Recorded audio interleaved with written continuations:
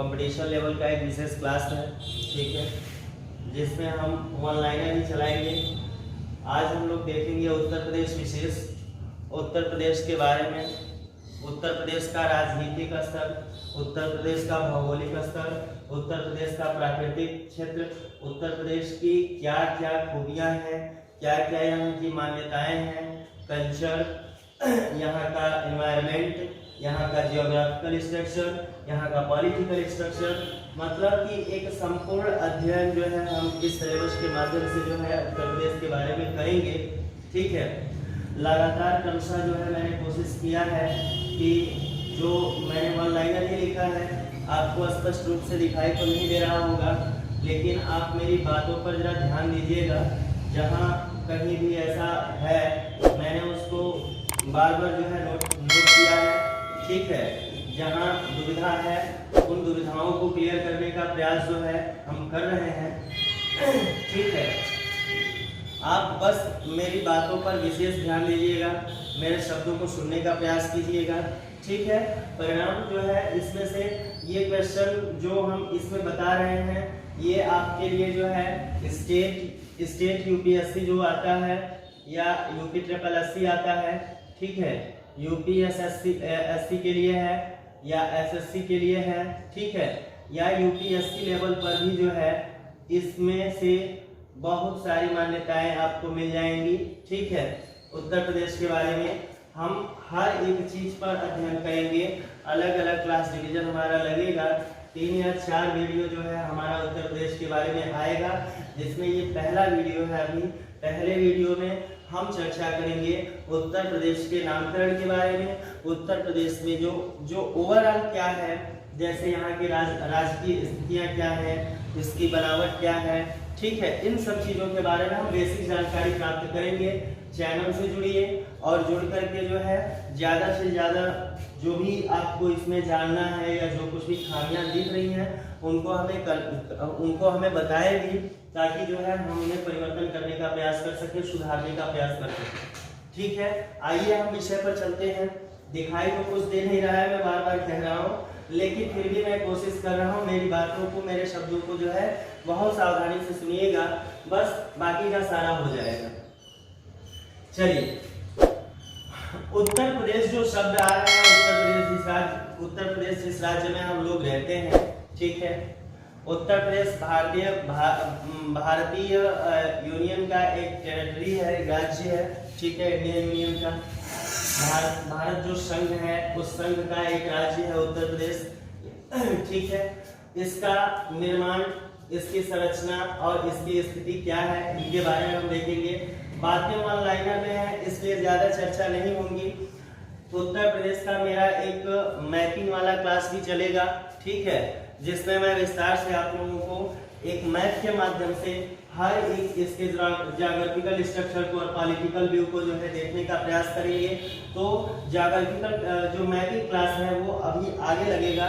फिलहाल one liner में comment बच्चों का आ रहा था कुछ लोगों का कि सर जो है वन लाइनर लाइए, तो वन लाइनर में लाने का प्रयास किया हूँ, ठीक है। इसका आपको मैपिंग वाला भी मिलेगा, डिस्क्रिप्शन मिलेगा, जिसमें हम टोटल व्यू करेंगे, एक एक पॉइंट, एक एक जगह, पूरा उत्तर प्रदेश में यहीं से बैठे बैठे भ्रमण कराऊंगा आप लोगों को, जिसमें आपको मिलेगा कि कौन सी जगह कहाँ है और किस अवस्था में है, हर जगह की प्लेस वैल्यू क्या है, ठीक है। चलिए आज हम चर्चा करते हैं उत्तर प्रदेश के बारे में। उत्तर प्रदेश जो है सबसे पहले ऋग्वेदिक के नामकरण के बारे में हम चर्चा कर लें कि उत्तर प्रदेश का नामकरण जो है क्या है, किस आधार पर है। तो उत्तर प्रदेश ऋग्वैदिक काल में, ठीक है, उसके पहले जो है अब ज्योग्राफी आपको पढ़ाएंगे तो उसमें हम बताएंगे कि इनकी संरचना कैसे हुई है, इनकी बनावट कैसे हुई है, और उसके बाद जो है किन किन स्तरों से आया। तो ज्योग्राफी का सेक्टर है, हम उसमें जाएंगे तब उसको टच करेंगे। अभी यहाँ के लिए समझिए कि ऋग्वैदिक काल में जो है उत्तर प्रदेश वाले क्षेत्र को, ये पूरा जिसमें आपका जो है आगरा मथुरा अवध वगैरह पूरा जो उत्तर भारत का विशाल मैदान के क्षेत्र में आता है, इनको जो है ब्रह्मर्षि प्रदेश के नाम से जाना जाता था, ठीक है। ब्रह्मर्षि प्रदेश के नाम से ये संपूर्ण रूप से क्षेत्र जो था ये विकसित था, ठीक है। उसके बाद जो है जब महाजनपद काल आता है, ठीक है, महाजनपद काल के समय में मगध, काशी, मथुरा, अवध ये अलग अलग महाजनपदों के रूप में विभक्त हुआ क्षेत्र, ठीक है। बाद में जब यहाँ पर 1600 ईस्वी में ईस्ट इंडिया कंपनी की स्थापना हुई, ईस्ट इंडिया कंपनी जो है एक स्वायत्त संस्था के रूप में अपना बिजनेस और व्यवसाय यहाँ पर शुरू की। उस समय जो है अपना एक प्रेसिडेंसी लागू की जो बंगाल प्रेसिडेंसी के अंतर्गत आता है। तो नामकरण जो उत्तर प्रदेश का शुरू होता है यहीं से ज्यादा देखने को मिलता है कि बंगाल प्रेसिडेंसी के अंतर्गत जो है उत्तर प्रदेश को पहले रखा गया था। कालांतर में 1833 में यह आगरा प्रेसिडेंसी के नाम से जाना गया। ठीक है, आगरा प्रेसिडेंसी के बाद 1836 में इसी उत्तर प्रदेश का नामकरण जो है उत्तर पश्चिम प्रांत के रूप में हुआ। ठीक है, 1877 में या उत्तर पश्चिम प्रांत में मथुरा और अवध को भी जोड़ लिया गया। ठीक है, मथुरा और अवध को जोड़ करके ये बनाया गया, तो इसका नाम पड़ा 1877 में उत्तर पश्चिम प्रांत मथुरा एवं अवध। ठीक है, 1902 में इस प्रांत का नाम जो है फिर से चेंज हुआ और इसका नाम रखा गया आगरा एवं अवध का संयुक्त प्रांत। ठीक है, 1902 में। फिर 1937 में यह संयुक्त प्रांत के नाम से केवल जाना गया। ठीक है, उत्तर प्रदेश का नाम जो है संयुक्त प्रांत, क्योंकि आगरा मथुरा सब संयुक्त प्रांत के अंतर्गत जो है 1937 में इसको रखा गया। और उसके बाद 12 जनवरी 1950 को जब संविधान की घोषणा के लिए पहली बैठक संविधान पूर्ण रूप से तैयार हो चुका था, तो उसमें जो है 12 जनवरी 1950 को इसका नाम जो है उत्तर प्रदेश रखा गया। और 26 जनवरी 1950 को जब संविधान पूरे ऑल ओवर इंडिया में लागू कर दिया गया, तो उत्तर प्रदेश को जो है संवैधानिक पद मिल गया, जिसमें गणतंत्र राज्य उत्तर प्रदेश भारत के अंतर्गत जो है इस नाम से विकसित हुआ। और आज भी जो है उत्तर प्रदेश जो है एक भारत के गणराज्य के रूप में जो है नामित है, भारतीय गणराज्य का हिस्सा है। ठीक है, तो ये रहा आपके पूरे समय के साथ जो है उत्तर प्रदेश का नामकरण किन किन अवस्थाओं में उत्तर प्रदेश के नाम में परिवर्तन किया गया। ठीक है, नाम परिवर्तन के बाद जो है राजधानियां उत्तर प्रदेश की कब कहां कैसे हुई हैं, इनके बारे में हम देख लेते हैं। 1836 में और 1858 तक, 1836 से 1858 तक देखिए। 1833 में उत्तर प्रदेश का नाम जो है आगरा प्रेसिडेंसी के अंतर्गत रखा गया। ठीक है, अब प्रेसिडेंसी वगैरह क्या होता है इसके बारे में हम इतिहास जब शुरू करेंगे तो उसमें हम विशेष चर्चा करेंगे। ठीक है, ये सारा जो है प्रेसिडेंसी आपको बताएंगे, कितने प्रेसिडेंसी जो है आगरा प्रेसिडेंसी हुई, बंगाल हुई थी, मद्रास हुई थी, मुंबई हुई थी। ठीक है, तो सारे कैरेक्टर बताएंगे, उनके गुणधर्म बताएंगे कि क्या किन किन आधार पे कब हुआ था। फिलहाल के लिए यहाँ हम देख रहे हैं कि 1833 में आगरा प्रेसिडेंसी जो है उत्तर प्रदेश जो है आगरा प्रेसिडेंसी के अंतर्गत कार्य हो रहा था उत्तर प्रदेश में। उस बीच जो है आगरा 1836 से 1857 के बीच आगरा जो है उत्तर प्रदेश के शासन की राजधानी बनी। ठीक है, उसके बाद 1858 से 1925 तक जो वर्तमान में प्रयागराज है वो उत्तर प्रदेश की राजधानी बनी। ठीक है, और 1925 के बाद वर्तमान लखनऊ को जो है उत्तर प्रदेश की राजधानी घोषित किया गया, जो आज भी उत्तर प्रदेश की राजधानी लखनऊ ही है। यह 1925 से ही लागू है। ठीक है, तो भारत उत्तर प्रदेश की राजधानी के बारे में 3 परिवर्तन हुए। पहला परिवर्तन 1836 से 1858 जिस समय आगरा था। दूसरा परिवर्तन 1858 से 1950 जिस समय इलाहाबाद या प्रयागराज था। और तीसरा परिवर्तन 1925 से अब तक चल रहा है। ठीक है, उत्तर प्रदेश का जो क्षेत्रफल है, क्षेत्रफल भी देख लीजिए, वन लाइनर इसका क्षेत्रफल है 2,40,980 किलोमीटर स्क्वायर। ठीक है ना, यानी कि उत्तर प्रदेश का जो क्षेत्रफल है 2,40,980 स्क्वायर किलोमीटर है। और उत्तर प्रदेश में वर्तमान समय में कुल 75 जिले हैं। ठीक है, उत्तर प्रदेश का जो क्षेत्रफल है इसके बारे में उत्तर प्रदेश उत्तर से दक्षिण की तरफ, ठीक है, उत्तर से दक्षिण की तरफ उत्तर प्रदेश की कुल दूरी जो है 240 किलोमीटर है। ठीक है, और पूर्व से पश्चिम की तरफ जो इसकी दूरी है यह दूरी 650 किलोमीटर है। ठीक है, तो यह दूरी जो है यह चौड़ाई लंबाई और चौड़ाई उत्तर प्रदेश की हो जाएगी। आप इसको लंबाई और चौड़ाई के आधार पर भी देख सकते हैं कि 240 किलोमीटर उत्तर से दक्षिण की तरफ की दूरी है उत्तर प्रदेश की, और पूरब से पश्चिम की तरफ की जो दूरी है 650 किलोमीटर की है। इस हिसाब से टोटल भारत का जो टोटल उत्तर प्रदेश का जो क्षेत्रफल आ रहा है ये 2,40,980 किलोमीटर स्क्वायर किलोमीटर के रूप में जो है आता है। इतनी बात क्लियर हो गई। हमने देख लिया नामकरण, हमने देख लिया राजधानियां, हमने देख लिया क्षेत्रफल। अब देखिए उत्तर प्रदेश का विस्तार जो है अक्षांश स्तर पे और देशांतरण स्तर पे क्या है, हम ग्लोब में उत्तर प्रदेश को किस आधार पे देखेंगे। तो उत्तर प्रदेश की जो आकृति है वो सिंहवत है। जब हम मैप आपको बताएंगे, मैप में जो है आपको उत्तर प्रदेश जो है ऐसे आपको मिलेगा, इसमें पूरा क्लियर नहीं आ रहा है, ठीक है। सिंहवत आकृति है उत्तर प्रदेश की, ठीक है। तो सिंहवत या हम इसको लंबवत भी बोलते हैं, लंबवत आकृति भी आती है, ठीक है, जिसका विस्तार 23 अंश 52 मिनट से उत्तरी से, ठीक है, 23 अंश 52 मिनट उत्तरी से 30 अंश 24 मिनट उत्तरी अक्षांश में है, ठीक है। अक्षांशीय विस्तार उत्तर प्रदेश का है 23 अंश 52 मिनट से 23 अंश 24 मिनट उत्तरी अक्षांश तक तथा 77 अंश 5 मिनट पूर्वी देशांतरण से। ध्यान दीजिएगा, अक्षांशीय विस्तार ऊपर से नीचे की तरफ, ठीक है। ग्लोब हम ज्योग्राफी में आपका ग्लोब आएगा उसको देखेंगे, उसको आपने देखा भी होगा, नहीं देखा होगा तो ज्योग्राफी हम स्टार्ट करेंगे ग्लोब से ही, तो उसमें हम आपको अक्षांश और देशांतरण और अच्छे से समझाएंगे, बताएंगे, एक एक उसका भी आपको देंगे। लेकिन यहाँ पर जो देख रहे हैं कि 23 अंश 52 मिनट उत्तरी अक्षांश से 23 अंश 24 मिनट उत्तरी अक्षांश में जो है भारत का उत्तर प्रदेश का अक्षांशीय विस्तार है तथा देशांतरणीय विस्तार इसका होगा 77 अंश 5 मिनट पूर्वी देशांतरण से 84 अंश 38 मिनट पूर्वी देशांतरण के मध्य जो है उत्तर प्रदेश स्थित है। और भारत की जो मानक समय रेखा है, जो देशांतरण रेखा जिसको बोलते हैं ज्योमेट्री लाइन, ठीक है, यह प्रयागराज यानी वर्तमान जो प्रयागराज है इलाहाबाद था, वर्तमान प्रयागराज के नैनी से होकर के जो है गुजरती है, जो भारत में समय निर्धारण रेखा होती है। भारत का जो मानक समय रेखा है, भारत का जो मानक समय है वो मानक समय जो है इसी रेखा से नियंत्रित की जाती है, ठीक है, क्लियर है। जब अब मानक समय रेखा वगैरह सारा आपको मिलेगा, ठीक है। बाकी आगरा नगर की स्थापना सिकंदर लोदी ने की थी, ठीक है, ये आपको पता है। उत्तर प्रदेश की न्यायिक राजधानी प्रयागराज है वर्तमान समय में भी, ठीक है। उत्तर प्रदेश का उच्च न्यायालय इलाहाबाद, ठीक है। तो उत्तर प्रदेश की जो न्यायिक राजधानी है वह प्रयागराज है, जिसका पुनर्गठन 1 नवंबर 1956 को हुआ था, ठीक है। हाँ, इसको देखेंगे। उसके बाद राज्य का विभाजन, उत्तर प्रदेश राज्य का विभाजन 9 नवंबर 2000 को हुआ था, ठीक है, जिसमें पहाड़ी जो उत्तर प्रदेश में ऊपरी हिस्से में जो पहाड़ी रीजन है, पहाड़ी क्षेत्र थे, इनमें से 13 जिलों को, ठीक है, 13 जिलों को अलग करके और एक नए राज्य जिसका नामकरण उत्तराखंड के नाम से हुआ, उत्तराखंड के नाम से जो है इनको अलग कर दिया गया।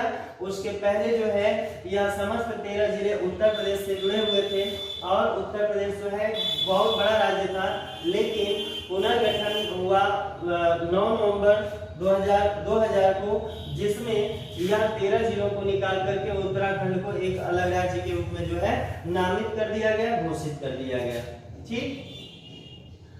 उसके बाद यहाँ की भाषा को हम देख लेते हैं कि उत्तर प्रदेश की राष्ट्रीय भाषा 1947 में ही हिंदी घोषित कर दी गई थी, ठीक है, लेकिन बाद में जो है 1989 में उर्दू को भी उत्तर प्रदेश की राष्ट्रीय भाषा घोषित की गई, ठीक है। पहले 1947 में हिंदी को राष्ट्रीय भाषा बनाई गई, बाद में 1989 में उर्दू को भी उत्तर प्रदेश की राजकीय भाषा बनाई गई। उत्तर प्रदेश का राष्ट्रीय पशु बारहसिंगा है, ठीक है, उत्तर प्रदेश का राष्ट्रीय पशु बारहसिंगा है, जबकि भारत का राष्ट्रीय पशु टाइगर है, ठीक है, भारत का राष्ट्रीय पशु टाइगर और उत्तर प्रदेश का राष्ट्रीय पशु बारहसिंगा। वैसे ही उत्तर प्रदेश की राजकीय पक्षी सारस है और भारत का राष्ट्रीय पक्षी मोर है। स्पष्ट सुनने में गड़बड़ी नहीं करिएगा, सुनने में गड़बड़ी होगी तो हो सकता है कि उत्तर आप गड़बड़ कर लें, इसलिए फिर से ध्यान से सुनिए। उत्तर प्रदेश का राजकीय पशु बारहसिंगा और भारत का राजकीय पशु टाइगर है। उत्तर प्रदेश का राष्ट्रीय पक्षी सारस और भारत का राष्ट्रीय पक्षी मोर है। उत्तर प्रदेश का राजकीय वृक्ष अशोक का वृक्ष है, ठीक है, और भारत का राजकीय वृक्ष बरगद है, ठीक है। उत्तर प्रदेश का राजकीय पुष्प पलाश है या टेसु जिसको बोलते हैं, ठीक है, जबकि भारत का राष्ट्रीय पुष्प कमल है। और एक चीज कॉमन है दोनों का, उत्तर प्रदेश का भी राष्ट्रीय खेल हॉकी है और भारत का भी राष्ट्रीय खेल हॉकी ही है। दोनों जो है ये कॉमन है, लेकिन बाकी की चीजें जो है जैसे कि राजकीय पशु, राजकीय पक्षी, राजकीय वृक्ष, राजकीय पुष्प, ये अलग अलग है भारत और उत्तर प्रदेश के। वर्तमान समय में देखिए कि उत्तर प्रदेश के मुख्यमंत्री योगी आदित्यनाथ की अध्यक्षता में 2 मई 2017 को मंत्रिमंडल में 24 जनवरी को उत्तर प्रदेश दिवस मनाने का निर्णय लिया गया है, ठीक है।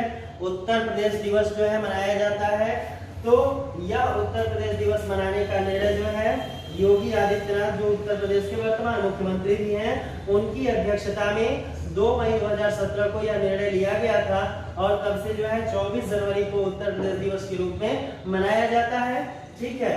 उत्तर प्रदेश में द्विसदनात्मक शासन व्यवस्था है, 2 सदन होते हैं उत्तर प्रदेश में, उच्च सदन, निम्न सदन, ठीक है, राज्यसभा और विधानसभा, ठीक है। तो इस हिसाब से जो है यह 1919 अधिनियम मानटेस्को चेम्सफोर्ड अधिनियम के अनुसार जो है अभी उत्तर प्रदेश में द्विसदनात्मक व्यवस्था लागू है। विधान परिषद में टोटल 100 सदस्य होते हैं। उत्तर प्रदेश के विधान परिषद में सदस्यों की संख्या 100 है तथा विधानसभा में जो सदस्यों की संख्या है वह 403 और एक जो है मनोनीत सदस्य होते हैं। इस हिसाब से 404 सदस्यों की संख्या है, ठीक है। 1937 में, अब देखिए बात आती है, 1937 में भारत शासन अधिनियम आया, ठीक है। 1937 में भारत शासन अधिनियम, ये घटना होती है जिस समय जो है भारत में स्वतंत्रता की मांग जो है जोरों पर थी। जिस समय अलग अलग क्रांति दलों के द्वारा जैसे कांग्रेस के द्वारा जो है बार बार डिमांड किया जा रहा था भारत को आजाद कराने का अंग्रेजों के द्वारा, तो उस समय अंग्रेजी शासन के द्वारा जो है भारत में 1937 में भारत शासन अधिनियम आया और इस अधिनियम में यह निर्णय लिया गया कि चुनी हुई सरकार द्वारा भारत में इस प्रदेश में शासन किया जाएगा। और इस हिसाब से जो है जुलाई 1937 में उत्तर प्रदेश में पहली बार चुनाव हुआ, ठीक है, जिस चुनाव में 228 सीटों में से कांग्रेस को 134 सीटें लेकर के कांग्रेस ने बहुमत प्राप्त किया और गोविंद बल्लभ पंत उत्तर प्रदेश के पहले मुख्यमंत्री बने जो आजादी के पूर्व थे, ठीक है। भारत में उत्तर प्रदेश में आजादी के पूर्व उत्तर प्रदेश के पहले मुख्यमंत्री बनने का श्रेय जो है गोविंद बल्लभ पंत को जाता है, जो आजादी के पूर्व उत्तर प्रदेश के मुख्यमंत्री थे, ठीक है। आगे देखेंगे उत्तर प्रदेश का राजकीय चिन्ह। उत्तर प्रदेश का जो राजकीय चिन्ह है वह एक वृत्त है, ठीक है। एक वृत्त में 2 मछलियां हैं। ध्यान दीजिएगा, जो 2 मछलियां हैं ये उत्तर प्रदेश में मुस्लिम शासकों के प्रतीक हैं। जैसे अवध में उत्तर प्रदेश के मुस्लिम शासक वाजिद अली शाह और बेगम हजरत महल, नाम सुने होंगे, बेगम हजरत महल का नाम आता है प्रथम स्वाधीनता संग्राम में और वाजिद अली शाह का भी नाम आता है जिसमें मीर कासिम वगैरह का मामला उलझा हुआ था, ठीक है, बंगाल वाले नवाब का। तो ये दोनों मुस्लिम शासक जो है थे जिनके प्रतिरूप स्वरूप जो है 2 मछलियों को दिखाया गया है और इसमें जो है एक तीर धनुष भी सिंबलाइज किया गया है। जो तीर धनुष जो है सब लोग जानते हैं कि अयोध्या के राजा श्री रामचंद्र जी का प्रतीक माना जाता है, ठीक है। उसके बाद जो नक्शा है उत्तर प्रदेश का जो राजकीय चिन्ह है उस चिन्ह के नीचे जो है 3 तरंगे जो है दिखाई गई हैं। ये 3 तरंगे उत्तर प्रदेश में बहने वाली जो 3 नदियां हैं गंगा, यमुना, सरस्वती, उन तीनों नदियों के संगम को जो है प्रदर्शित करता है, ठीक है। इन तीनों नदियों के संगम को दिखाने का काम जो है इस चित्र में किया गया है। यह सिंबलाइज किया गया है यूनियन टेरिटरी के अंतर्गत जो है उत्तर प्रदेश को राजकीय चिन्ह, उत्तर प्रदेश का राजकीय चिन्ह जो है मानक के रूप में लिया गया है। अब देखिए इसके बाद आता है उत्तर प्रदेश का एनसीआर क्षेत्र।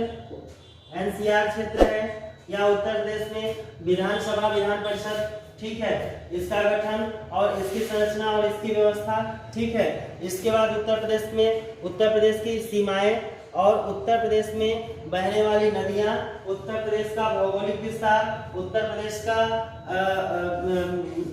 प्रदेश का पर्यटन, ठीक है, इन सब चीजों के बारे में हम क्रमशः अध्ययन करेंगे, ठीक है। इसके बारे में हमारा अगला वीडियो आएगा। अगले वीडियो में जो है हम एनसीआर और संबंधित जिलों के बारे में चर्चा करेंगे। उत्तर प्रदेश के कितने जिले हैं, प्रत्येक जिलों का क्या क्या महत्व है, क्या क्या इनकी स्थितियां हैं, इनके बारे में हम चर्चा करेंगे अगले वीडियो में। तब तक के लिए धन्यवाद।